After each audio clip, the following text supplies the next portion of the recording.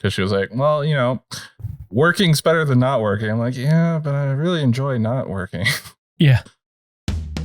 Welcome to Namely 90s. Wow. The podcast that takes you back to the time before smartphones, Google, and Y2K. Join your hosts as they relive the pop culture that shaped a generation and the parts that many people wish they could forget. Listen in to the conversation about how the decade defined those who spent their childhood there and how it shaped them as adults. So, turn down the grunge and dial up the internet. Let's get started. It's time for Namely 90s. That's right. You're listening to Namely 90s. My name's Andrew. Over there is Brandon. That's me. You can find us online at namely90s.com. And you can find us also on Instagram and Twitter at namely90s with a 90s. This show is posted on YouTube every Monday, and that's at namely90s.com/YouTube. Finally, if you'd like to support our podcast, we'd like you to head on over to the Patreon page. That's patreon.com/namely90s with a 90s. And now we have that out of the way. Why do I always hesitate when I say your name? It's like I've forgotten who you are. Yeah, it's not like you've known me for most of our lives. It'd be weird if it was like, my name's Andrew and that's Brandon. Like, it just seems a little bit, I don't know. My name's Andrew and that's Brandon. Is that your best Reba McEntire impression? My herkadur, female herkadur. I don't know why that went to you. I don't know. But it is impressive that you hesitate every time since we've been doing this for 64 episodes now. That's right. I'm sorry, who are you? 13, 14 specials at this point. So, have you? Is the entire area surrounding your home and town on fire? Well, it feels like it since I'm sweating like a pig, but no, it's just Northern California, Southern Oregon, I believe, is what is currently on fire. I did see in the paper recently that the people that caused the fire last year up in Ukaipa are facing a charge of unintended manslaughter and like $22,000 worth of fines, or I don't remember. I'm gonna be aging myself here, but there was a song released by the band Bad Religion in 2004, back to the early 2000s as always, called Los Angeles is Burning. And apparently that was one of the really bad years of fires in Los Angeles. And nothing compared to what it is now? No, the funny thing is the song isn't even actually about fires and was not written or released because of the fires. Oh, yeah, because what was the theme of that song? It's like about the news media. It's a metaphor for the news media. Very good song, but not actually related to fire. I think I liked the previous album more, but I do recall enjoying that song. It is a good album. They're all good. Anyway, Bad Religion. No, well, I'm glad to hear you haven't started on fire yet. That's good. Yet. Thank you for saying yet. What about you? There's wildfires in Washington too, aren't there? There's one in Wenatchee? No. Yeah, they put out the East Wenatchee one. There was another one. They've put out quite a few, but then more just start. So, no, it's fine. We have a few smoky days here and there. But it just depends on the winds and whether it's blowing in from Oregon or not. I feel like there's no major fires around here. I feel like you're closer to the people that would do a gender reveal party, like the couple that I mentioned in the article. Yeah, except here, I think people just like, I don't know, the type of gender reveal party you have out here is like you shoot a target and it either like shoots out pink or blue dust. It's not like cutesy stuff. Like, let's color my diesel exhaust and see. It's like, no, don't do that. Anyway. Actually, I did learn that agricultural diesel is colored blue. So, there you go. If you ever try to steal diesel from a farm, don't put it in your car, or else you'll get caught. Just like if you try to steal from a bank and they have a dye pack in it, you'll get caught blue-handed. Except every diesel is blue. Tip for all you thieves that listen to the podcast out there. No, but things are good. I got, it's been busy. The usual, but I'm sure you're ramping up into leaving on vacation too. So that's doubly busy. Indeed. I've got to going all about I got to drive to Seattle and drive back. And then there's the airport. It's a whole thing. Yeah. We've got a lot going on this summer. And then I'm like Kermit the Frog over here. For those of you that can't see this because you're listening on the podcast, go to namely90s.com/YouTube. Nice. And watch me do flaily arms. He does it the entire episode. Well, that's good. I don't know if I was paying attention while I was mocking you with your flaily arms. So should we just get into it? We should just get into it. Yeah. All right. So this is the August 1993 episode. Why don't you tell us what's going on? Travel back with me, listener, to August of 1993. On the 1st, Walter Koenig, who plays Chekhov on Star Trek, suffered a heart attack. He's still alive. I thought he died. And I'm like, wait a minute. I've seen him in like a terrible fan film recently. He's not dead. Because, the 90s were when a lot of the Star Trek cast died. Yeah, the last movie was somewhere around 93, 94. So I was like, something's wrong here. On the 2nd, Cassidy Gifford, daughter of Frank Gifford and Kathy Lee Gifford, also actress, is born. On the 3rd, Gail Gardner becomes the first woman to do a televised play-by-play of a baseball game between the Colorado Rockies and the Cincinnati Reds. On the 6th, Secret of Mana is released for the Super Nintendo in Japan. It comes out in October for the US, but I know I'm going to forget that because of how Wikipedia is organized.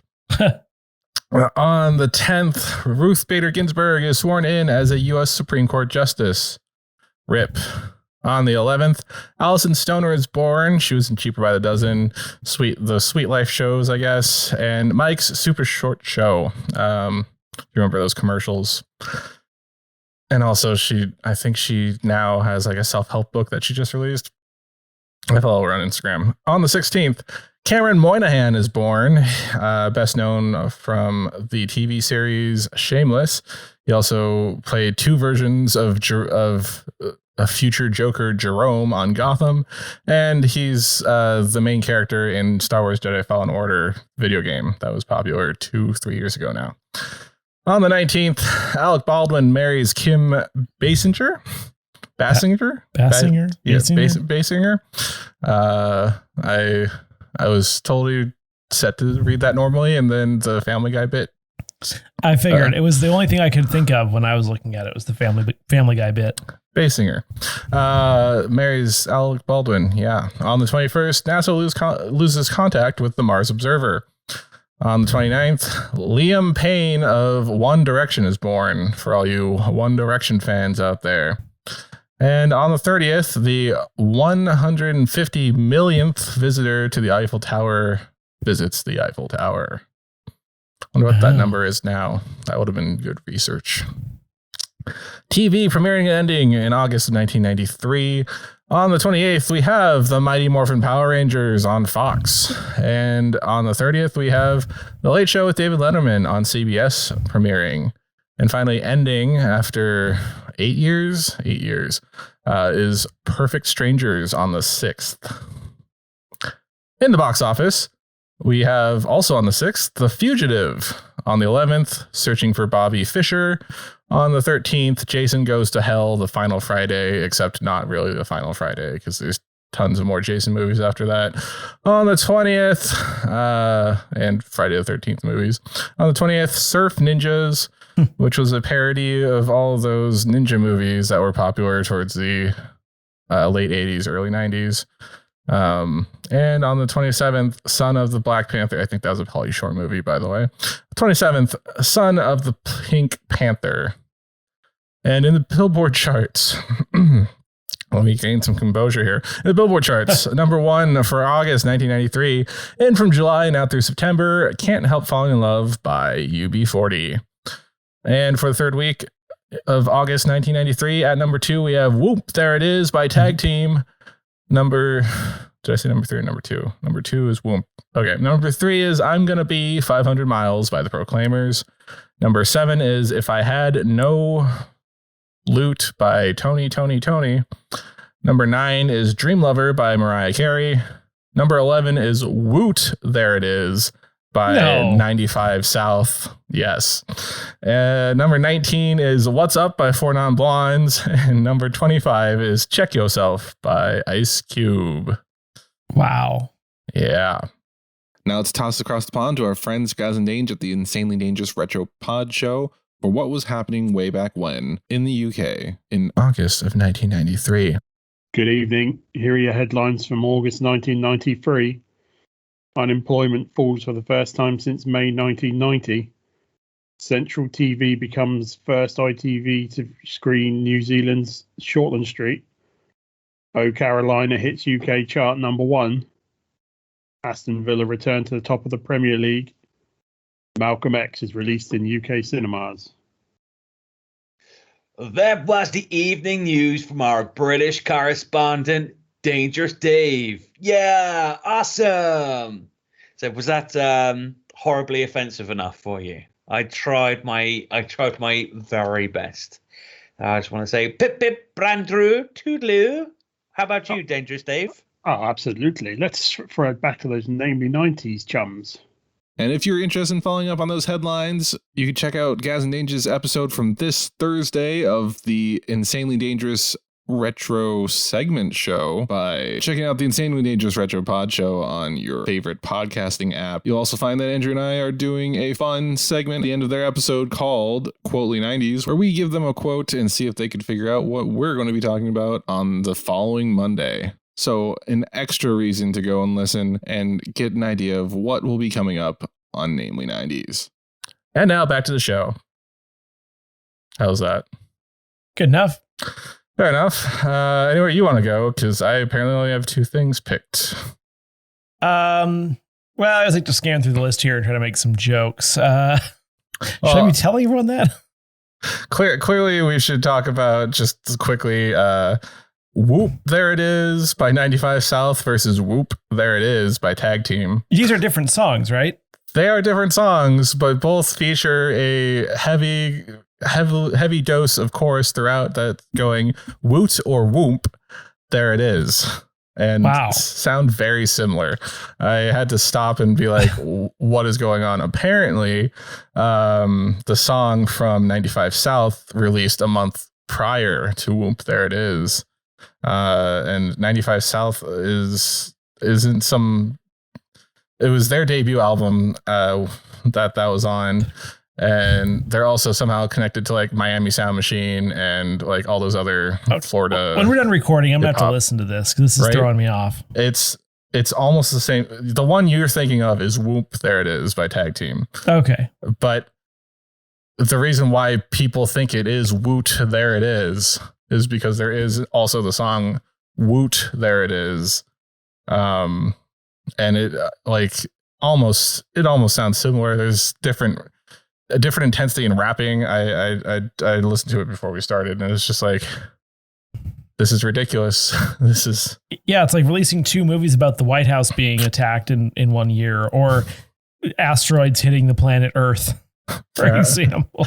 Fair enough. Which are things people never would do. No. What else? What else, Mr. Funny Man? There weren't really. Okay, there's no jokes to be made there. I'm sorry. I tried. Allison Stoner. I wrote 1D instead of One Direction. Yeah, they have 1D between the 5 of them. Is that the joke? No, that wasn't the joke I was going for. Passenger. Yeah. And then, of course, there's the Family Guy reference to I'm Gonna Be 500 Miles by the Proclaimers, where Peter is singing with them. Oh, he's just doing the ba-da-ba. Yeah. I think he attacks them at some point. Well, because he keeps trying to outdo the other the other guy. Yeah. They had that in How I Met Your Mother. One of the characters had like an old Fiero that he drove to 200,000 miles, and it broke down. But over time driving this car, his lifetime essentially, a tape got stuck in the tape deck, and it was the single of the Proclaimers. So that was the only thing that you could listen to in his car while driving. Let's see what else. Kayla's a big fan of The Secret of Mana. She randomly goes through periods where she'll play it, but I don't really understand the game, and it seems to be never ending. Well, I always get that confused with Chrono Trigger. So, I was about to say, isn't it just a consistent time loop anyway? It is not. The Secret of Mana is different. But yeah, it's a Japanese RPG. Do you know anything more about it? All I know is that she watches this funny guy do playthroughs because he does them for a lot of different games. His name is Nintendo Capri Sun. You know him? I do not know Nintendo Capri Sun. She's mentioned him before. And he's super funny. Shout out to Nintendo Capri Sun at @lost_Capri Sun on Twitter. No, he's really like this funny dude, and he actually gives pretty detailed walkthroughs, and they're entertaining. So he does it for a lot of popular games. So I would recommend one watches some of his things. Interesting. Well, so for those of you that don't know, Secret of Mana was originally released in Japan as Seiken Densetsu 2, which is a sequel to the 1991 game Seiken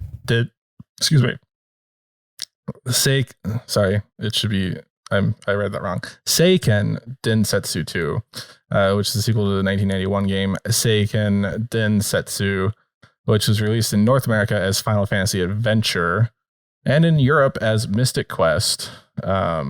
So the second game, Secret of Mana, is somehow related to that first one, and apparently made by Square Enix. That's the thing that I always forget.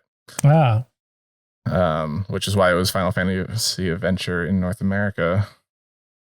But it's an action role-playing game. Oh, it was Square back then. It's now Square Enix. Yeah, good to know. Yeah. Do you know anything about the plot? No, not a thing. The story takes place in I'm just reading this off of Wikipedia, by the way. The story takes place in a high fantasy world, which contains an ethereal energy source named Mana, an ancient technologically advanced civilization. I've heard it all ways. An ancient technologically advanced civilization exploited Mana to construct the Mana Fortress, a flying warship. This angered the world's gods, who sent giant beasts to war with the civilization. Conflict was globally destructive and nearly exhausted. Blah, blah, blah, blah, blah, blah. You're three boys from a small village. It's any JRPG ever. It's ethereal. I've heard it both ways. I will say it has really catchy music, like when you re-enter an open area, like a field from a building.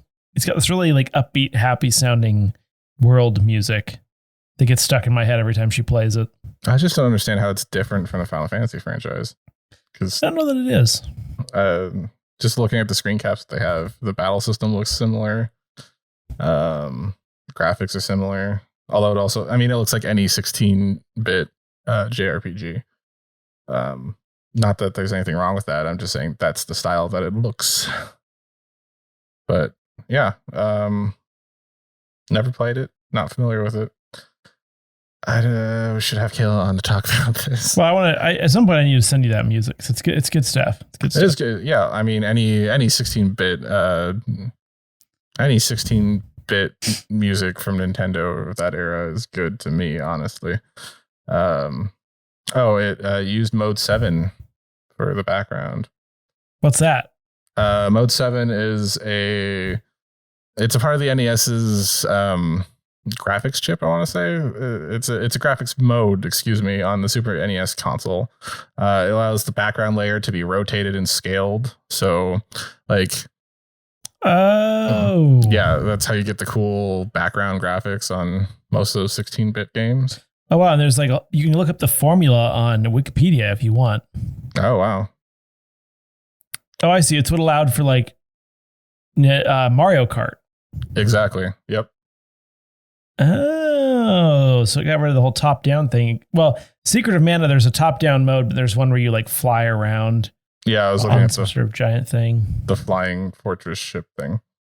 It's called the Flamey. Wow. Anyway, moving on. What else do you want to talk about? Well, obviously we have to talk about The Fugitive, right? Oh, yeah. I mean, Tommy Lee Jones, Harrison Ford, the janitor from Scrubs. How can you go wrong? That blew my mind. There was actually a Scrubs episode where, because it's the same actor, the plays the janitor in Scrubs. He's like the cop that's on the L train in Chicago. That's like he sees Harrison Ford's character and it's like, stop or I'll shoot, or something like that. And Harrison Ford, of course, instead of stops, runs. Because a cop's not going to shoot in a crowded train car. But yeah, there's an episode of Scrubs where the janitor pretends to be depressed, I think, and convinces Zach Braff's character JD that he's like, I could have been an actor, and he convinces him that he was the actor in The Fugitive. Or JD is watching The Fugitive and is like, oh yeah, you're the actor from The Fugitive, and the janitor's like, no, I'm not. Something like that. Kind of vaguely reminds me of the one where Brian is insisting that he was in Die Hard. Where he was the cop in Die Hard. Yeah. Or no, was he one of the FBI agents? He made like a joke or something. I don't know. It was funny. And they cut it out. Yeah. This has the classic dialogue between Tommy Lee Jones and Harrison Ford, where he's like, "I didn't kill my wife," and Tommy Lee Jones is like, "I don't care." Well, shouldn't you? I mean, I guess Tommy Lee Jones, his whole job is just to get him back. Right. Doesn't matter whether he killed anyone or not. He broke the law by escaping. But my question is, legally, and if any of our lawyers that are listening, would you still get if you could prove that you were innocent, would you still be arrested and go to jail for escaping on a charge that was bogus in the first place? Well, he was already convicted at that point. No, my point is, though, he's convicted, but you can get a conviction overturned if you have new evidence to exonerate yourself. So because... Oh, so by the end of the movie, should he have been able to just walk away? Is he still in trouble for escaping if the charge and conviction was overturned? I feel Any lawyers, please. I feel like you do get in trouble for that in like non movies or TV shows. Like you still were at that time escaping the law. Yeah, at that time, I don't know. It's kind of confusing. Oh, Julianne Moore and Celia Ward. I didn't know that. I'm sure they would probably waive it or something to that extent, but like because he wasn't responsible for killing the driver and like most of the convicts on that bus. Yeah, it was the other people. But interesting that Tommy. Anyway, I'll let you read the blurb. The Fugitive is a 1993 American action thriller film based on the 1960 television series of the same name, created by Roy Huggins. The film was directed by Andrew Davis and stars Harrison Ford and Tommy Lee Jones. After being framed for the murder of his wife and unjustly sentenced to death, Dr. Richard Kimball escapes from custody following a bus crash, and sets out to find his wife's actual killer, capture him, and clear his name while being hunted by the police and a team of U.S. Marshals. The guy who killed his wife was a one-armed man. And had prosthetics. And there's a scene where Harrison Ford visits a doctor asking about prosthetic limbs, and the doctor is played by Jane Lynch. Yeah, I remember that. Do you think like if there's a scene where the guy was turned with his bad arm toward them, they would be like, "Don't worry, he's unarmed," and then he turns around and then he's armed? No, I don't know. If it was if they eventually made the spoof of this movie, then yes, and it's possible that made it into a Scary Movie 5 or 6 at some point. Yeah, or 4, maybe even 3. The Fugitive premiered in the U.S. And was a critical and commercial success, grossing $370 million against a $44 million budget. It's the third highest grossing film of '93 domestically, and Jones got an Oscar for Best Supporting Actor, and it was nominated for 7 Academy Awards. Yeah. Oh wow! When Tommy Lee Jones is a supporting actor, that's a movie right there. Right. Batman and Robin, great supporting It's a great supporting role for him. He went from this to Batman and Robin. I feel like, is this the one at the end where they're in like some sort of a weird,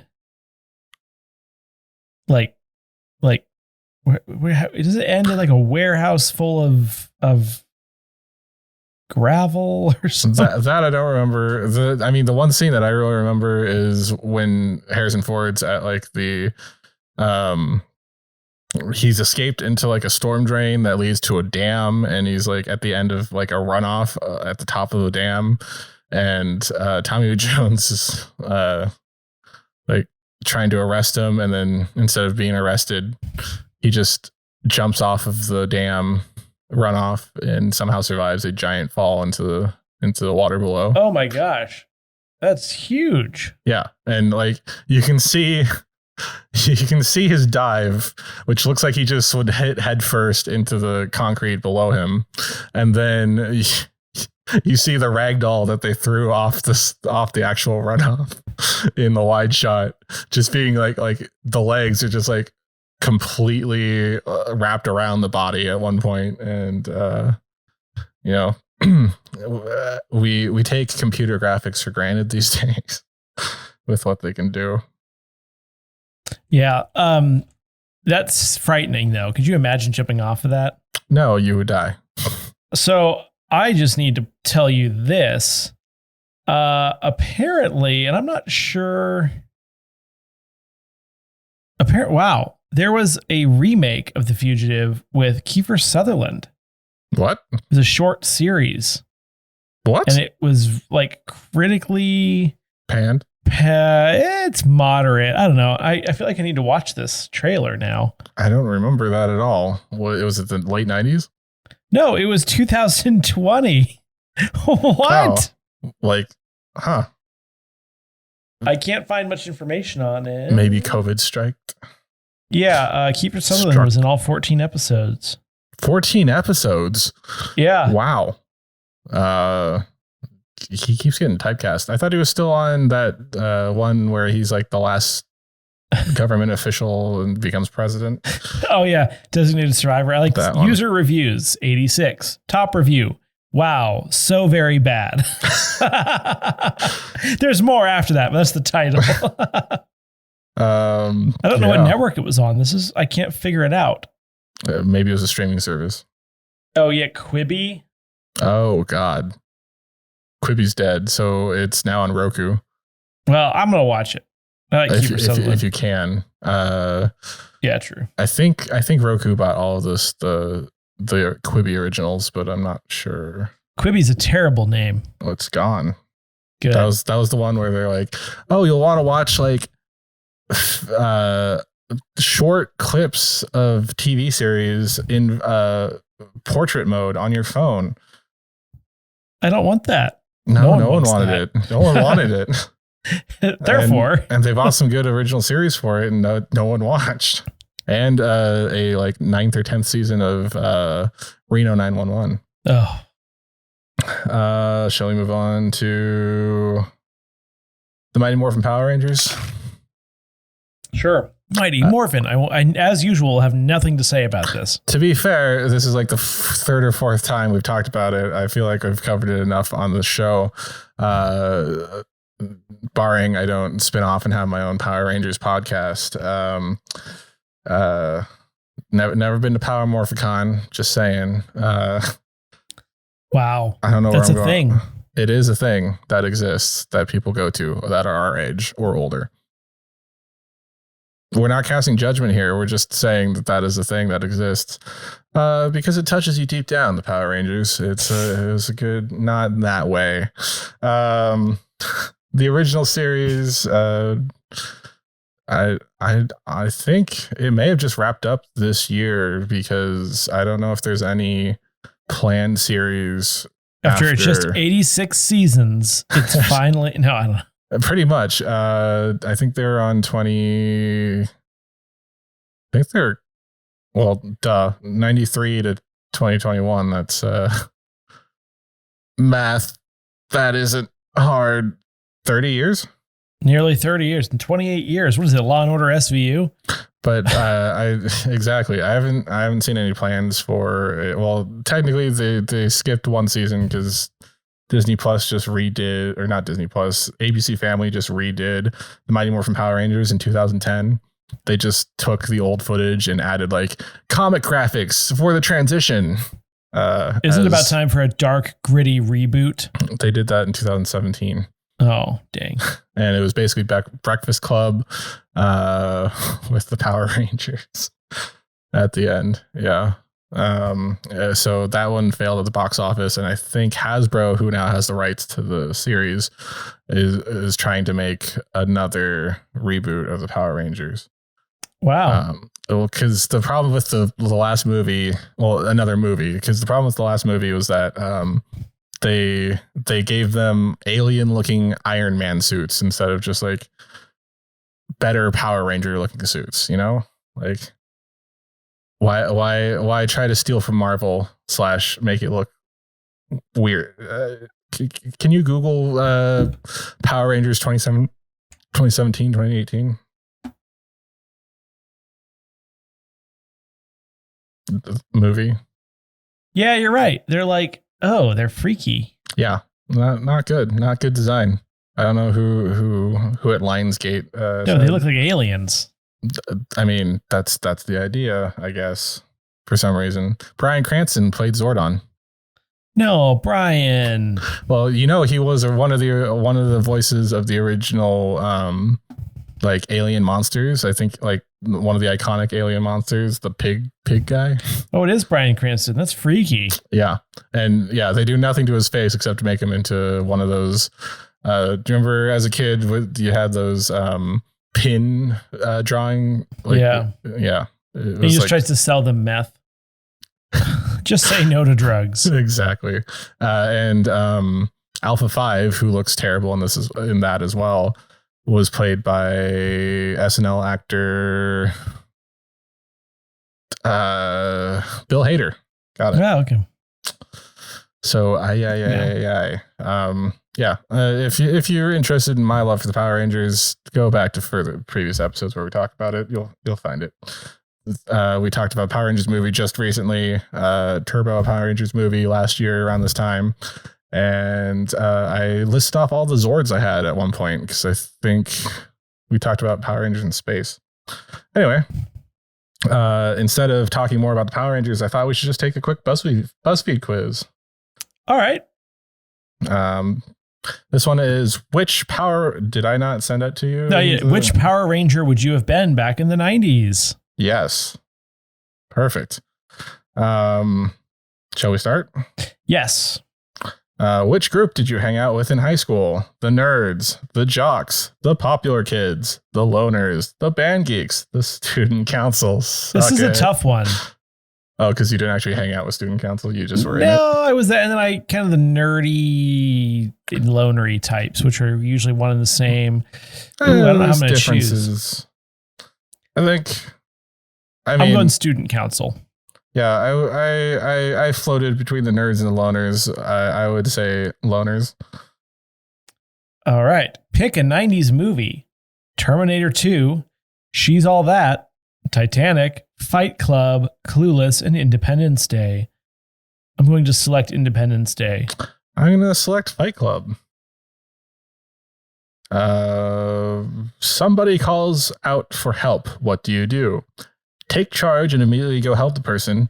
Make a plan to rescue them. Run away. Get your friends to come help. Ignore the person. Yeah, it's a hard one. I would walk away briskly in order to find help. Exactly.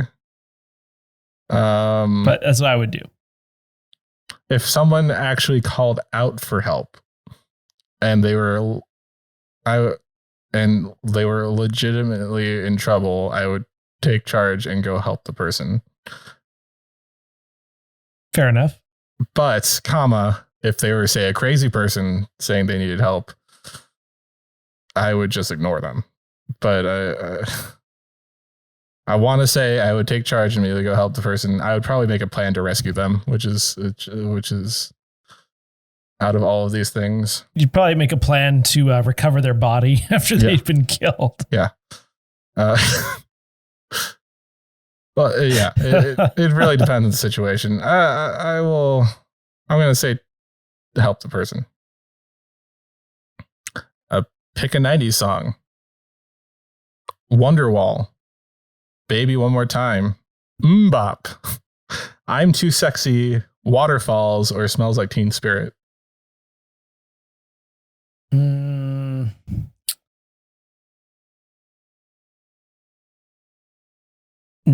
of the above? I mean, what am I picking it for? To listen right now? I would probably go with to listen to right now. I would probably listen to Britney Spears because it's so topical. Yeah, I'm going with Smells Like Teen Spirit, I guess. Fair enough. If you could choose any animal to be your Zord, which would you choose? Giraffe, dolphin, snake, polar bear, elephant, or bat? And what does the Zord do? The Zord is the big machine thing that they pilot that turns into the polar bear. Bigger thing. Polar bear, absolutely. Wait a second. Well, no, sorry. Tell me your choice, and then I'll say so. I would probably go with an elephant Zord. That sounds like tanky. Is ignoring a person in need of help really a trait that any of the Power Rangers have? That's a good point. Not sure who that would correlate with. Anyway, maybe next Billy. question. Or no, maybe Tommy. I don't know. Choose your weapon: a bow, an axe, a power sword, power dagger. Sorry, what were we doing? The power blaster or a blade blaster. Wow, that went weird quickly. I'm going with the blade blaster. I was also going to pick a blade blaster just because it's both a gun and a sword, but maybe I go with the sword. If you had to take on one villain, who would it be? Ivan Ooze, Rita Repulsa, Lord Zed, Goldar, the Putties, or Rita Revolto?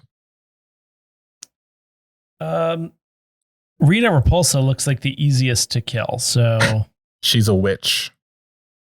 I'm choosing it. I'd pick Goldar just because he is the easiest of the. Well, maybe Rita would be. Well, Putties would be the easiest to kill, but he would be the most epic to take down. Ooh, snap. So what'd you get? I got the Green Ranger, and there's no blurb. I know there's no blurb. Like this is the random ranger we decided that you are for no apparent reason. I get the Red Ranger. Nice. I don't know what that is. He's the leader. That's Jason. I got student council. That was that question. Apparently, even though I don't think he was on student council. I literally said run away. That's a good point. I don't know. And you also said blade blaster. His thing is a sword. He has the power sword. So interesting BuzzFeed quiz. Green Ranger, Red Ranger. That's impressive. We both got the leaders of the team, and together we're the Christmas Rangers. I'll give you the power shield sometime. I assume back in the day, any Power Rangers equipment, you just put power in front of everything. So yeah, it's like Rock with the Flintstones. Yes, the Rock exactly. sword, the Rock blaster. And we are the Rock Rangers. Anything else for August 1993? Nope. I pretty much didn't know much about this episode, so. Oh, you're gonna love next episode. There's absolutely nothing that I know about. So all right. Yeah. Tune in next week, everyone, because that's it for this week's edition of Namely 90s. Remember, you could find new episodes out every Monday. Find us on Twitter and Instagram at Namely 90s with 90s, or find our personal accounts at bshwitty and at Namely Andrew, and tell us what you want us to talk about on future episodes.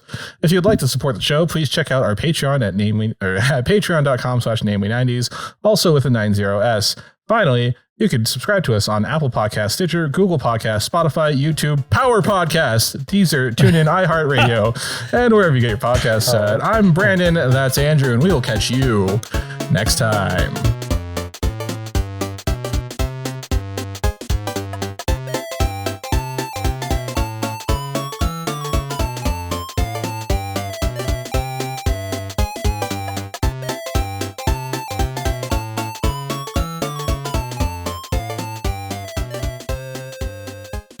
Oh, end recording.